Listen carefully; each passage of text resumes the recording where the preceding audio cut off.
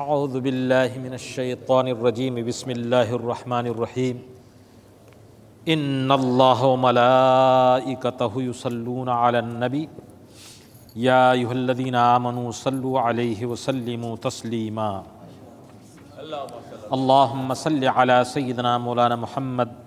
وعلی آل سیدنا مولانا محمد معدن الجود والکرم وآلہ واصحابہ العظام وبارک وسلم صلاۃ و سلاما علیک یا رسول اللہ۔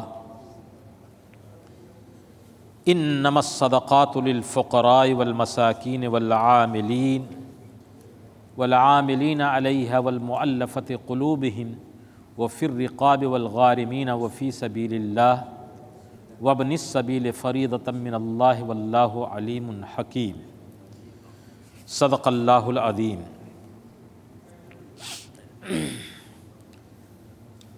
قرآن مجید فرقان حمید معاشرہ اور سوسائٹی کو خوشحال اور امن و قرار کے ساتھ رہنے کے لیے جن تعلیمات کا حکم دیتا ہے ان میں ایک بہت بڑا اسلام کا بنیادی حکم ان مسلمانوں کے لیے ہے کہ جنہیں اللہ تعالیٰ نے دنیا میں مال سے دنیاوی ساز و سامان سے مالا مال کیا، ان پہ یہ حق پہنچتا ہے کہ وہ اپنے مال کی زکوٰۃ ادا کریں۔ اللہ کے نبی صلی اللہ علیہ وسلم نے اس سلسلے میں فرمایا کہ یہ مالداروں سے لے کر کے فقراء اور مساکین کو دی جاتی ہے تاکہ ان کے مال کی طہارت ہو جائے، پاکیزگی ہو جائے۔ زکوٰۃ کا معنی ہی ہوتا ہے پاک، صاف ستھرا، یعنی جس مال میں زکوٰۃ نکال دی جاتی ہے وہ مال پاک صاف ستھرا ہو جاتا ہے، اور جس مال میں زکوٰۃ نہیں نکالی جاتی اس میں میل کچیل اور وبا اور بلا۔ اسی لیے فرمایا گیا کہ سمندر میں یا آگ سے کوئی بھی مال تلف ہوتا ہے الا بحبس الزکوٰۃ، زکوٰۃ نہ دینے کی وجہ سے۔ زکوٰۃ نہ دی جاتی ہے تو بلائیں وبائیں ان مال پہ، تجارت پہ، معاملات پہ آتی ہے۔ تو اسلام نے بہت واضح طریقے پر یہ پیغام اور یہ درس اور یہ فریضہ، فرض ہے، اسلام کا بنیادی رکن زکوٰۃ ہے۔ اب اس کی تقسیم کا سلسلہ، یعنی تفصیلی یہ مسئلہ مسائل بہت ہی تفصیلی ہے زکوٰۃ کا۔ باب الزکوٰۃ جو ہے قرآن میں اور پھر احادیث طیبہ میں، فقہ کی کتابوں میں بڑی اس کی تفصیلات ہیں۔ اب زکوٰۃ نکال کر کے جو اس کا مصرف ہے کس کو دیا جائے،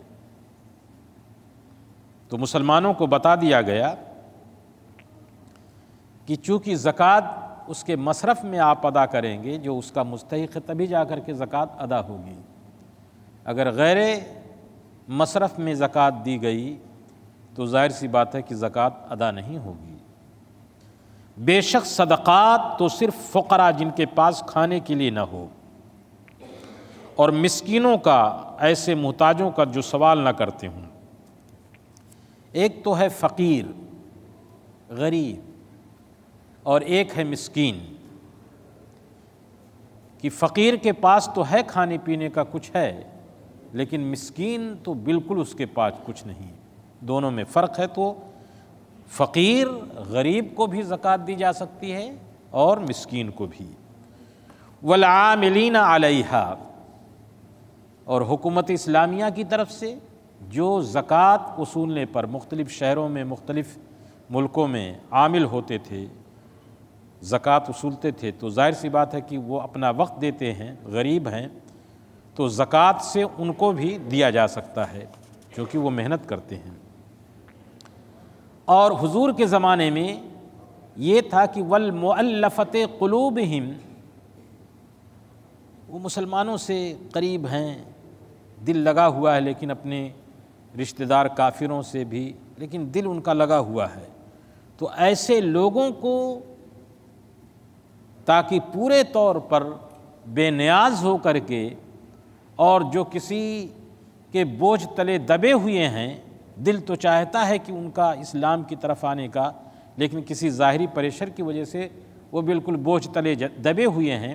تو ایسے لوگوں کے لیے حکم ہے کہ زکوٰۃ دے دی جائے تاکہ ان کا دل مطمئن ہو جائے، اور جو باہر سے ان کا پریشر، خاندان کا، فیملی کا، یعنی کافروں کی طرف سے جو مشرکین کا، کافروں کا پریشر آ رہا ہے، وہ پریشر ختم ہو جائے۔ تو ایسے مؤلفۃ القلوب کے لیے۔ وفی الرقاب، اس زمانے میں غلامی بھی تھی، ظاہر سی بات ہے غریب تھے اور غلامی کی چکی میں پھنسے ہوئے تھے۔ یہ تو اللہ کے پیارے حبیب سید دو عالم صلی اللہ علیہ وسلم کی رحمت تھی کہ حضور پرنور صلی اللہ علیہ وسلم نے غلامی کی لعنت کو ختم کر دیا، اور اس کو ختم کرنے کے لیے فرمایا کوئی غلطی ہو جائے تو غلام آزاد کر دو، روزہ ٹوٹ جائے تو غلام آزاد کر دو، اور کوئی کفارہ ہے تو غلام آزاد کر دو، اتنا کر دو کہ غلامی ہی ختم ہو جائے، چنانچہ یہ ختم ہی ہو گیا۔ تو ایسے لوگ، ایسے مسلمان جو کسی کی غلامی میں ہیں، کسی کے ظلم کی چکی میں پسے ہوئے ہیں، ان ظالمین، کافرین، منافقین، یہودیین، ان ظالمین کے ظلم سے بچانے کے لیے ایسے لوگوں کو بھی زکوٰۃ دی جا سکتی ہے تاکہ وہ پیسہ دے کر کے ان سے آزاد ہو جائیں۔ جیسے حضرت سلمان فارسی رضی اللہ تعالیٰ عنہ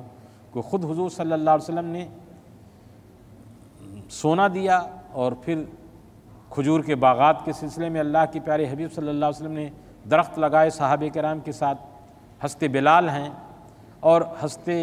سیدنا ابو بکر صدیق نے کئی ایسے مسلمان غلام اور بادیوں کو آزاد کرایا۔ تو ایسے لوگ جو کسی کی غلامی میں محکوم ہیں، ان کو بھی زکوٰۃ دی جا سکتی ہے۔ وفی سبیل اللہ، اور اللہ کے راستے میں، اللہ کی راہ میں خرچ کرنے کے لیے، کہ جس سے دین کا کام ہو، مدرسہ ہے، یتیم خانہ ہے، مسلمانوں کے دارالفلاح ہیں، ساری چیزوں میں اس طرح سے زکوٰۃ دی جا سکتی ہے۔ زکوٰۃ میں ایک چیز ہے، وہ کسی فقیر کو مالک بنا دینا، یعنی جو آپ نے زکوٰۃ نکالا 40واں حصہ، وہ آپ اس کو مالک بنا دیں کہ اب وہ جو چاہے کرے۔ اسی لیے مسجد میں زکوٰۃ کا پیسہ نہیں لگتا، کیونکہ مسجد خدا کی ملکیت ہوتی ہے نا، تو خدا کی ملکیت میں اس کے تعمیر میں، اس کے مصلی میں، یا امام کی تنخواہ میں، مؤذن کی تنخواہ میں، وغیرہ وغیرہ جو اس کے مصارف ہوتے ہیں، چونکہ اس میں ملکیت نہیں ڈائریکٹ ہو پاتی ہے، کسی ایسے شخص کو مالک بنا دیں اور اس کو دے دیں کہ یہ تمہارا ہے، جو چاہو۔ مثلا ایک غریب ہے، اس کے پاس کچھ نہیں ہے، آپ نے 4000 یورو اس کو زکوٰۃ کا دے دیا، اب وہ مالک ہو گیا، چاہے وہ حج کرنے جائے، چاہے وہ بزنس کرے، چاہے تجارت کرے، چاہے وہ اپنا گھر بنائے، اب آپ کا نہیں ہے کہ آنکھ دکھائیں کہ نہیں یہ، اب وہ چاہے اپنے بچے کی شادی کرے، چاہے وہ اپنا گھر بنائے، چاہے وہ حج کے لیے جائے۔ ہاں، اگر ایسا کوئی شریر بدماش، آپ جانتے ہیں کہ شرابی ہے، جواری ہے، ایسے شخص کو زکوٰۃ نہیں دی جائے گی، چاہے وہ غریب ہی ہو، چونکہ ان غلط کاموں میں لگا دے گا۔ تو زکوٰۃ کے پیسے کے سلسلے میں ضروری ہے کہ وہ مالک اس کو بنا دیا جائے۔ تو فی سبیل اللہ میں ان سب چیزوں میں، مدرسوں میں چونکہ یتیم غریب بچے پڑھتے ہیں، ان کو وہ جو اس کا ناظم ہوتا ہے، جو اس کا مالک ہوتا ہے، منتظم ہوتا ہے، وہ اس کو بتا دیا جائے، اور پھر وہ بتا کر کے پھر وہ مالک بن کر کے اس کو خرچ کرے بطور وکیل، ان بچوں پہ، کھانے پہ، ان کے کپڑے پہ، ان کے رہائش پہ۔ لیکن عمارت پہ، بلڈنگ پہ بھی نہیں ہو پائے گا، اس لیے کہ بلڈنگ بھی وقف کی ہوتی ہے، تو جو وقف کی ہوتی ہے اس کا کون مالک ہوگا؟ یہ بہت بڑا تملیک، کسی کو مالک بنا دینا۔ فی سبیل اللہ وابن السبیل، اور مسافر سے مراد ایک آدمی ہے مالدار، لیکن وہ سفر میں آیا تھا، اس کا پاس کچھ نہیں ہے، ختم ہو گیا زادے راہ، یا کوئی حادثہ ہو گیا، چوری ہو گیا، کوئی چیز نہیں اس کے پاس ہے، تو ایسے مسافر کو بھی زکوٰۃ کا پیسہ دیا جا سکتا ہے، چاہے وہ اپنے گھر بلینر ہو، لیکن جہاں آیا ہے اس کو اگر آپ دیں گے تو آپ کی زکوٰۃ ادا ہو جائے گی۔ یہ اور بات ہے کہ ایسے لوگ جو ہیں ظاہر سی بات ہے کہ وہ کیوں کر ہاتھ پھیلائیں گے، حالات کے شکار ہو گئے، اور ایسے حالات کبھی کبھی ہوتے ہیں، لیکن پھر بھی وہ ادا کرنے کی کوشش کرتے ہیں۔ ایسے لوگ ان سب چیزوں میں نہیں پڑتے۔ فریضۃ من اللہ، یہ اللہ کی طرف سے فریضہ ہے، یعنی اللہ تعالیٰ نے اس کو فرض کیا ہے۔ واللہ علیم حکیم، اور اللہ سب کچھ جاننے والا، حکمت والا ہے۔ یعنی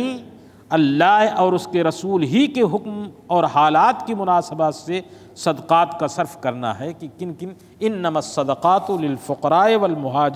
انما الصدقات للفقراء والمساکین والعاملین علیہا والمؤلفۃ قلوبہم وفی الرقاب والغارمین وفی سبیل اللہ وابن السبیل فریضۃ من اللہ واللہ علیم حکیم۔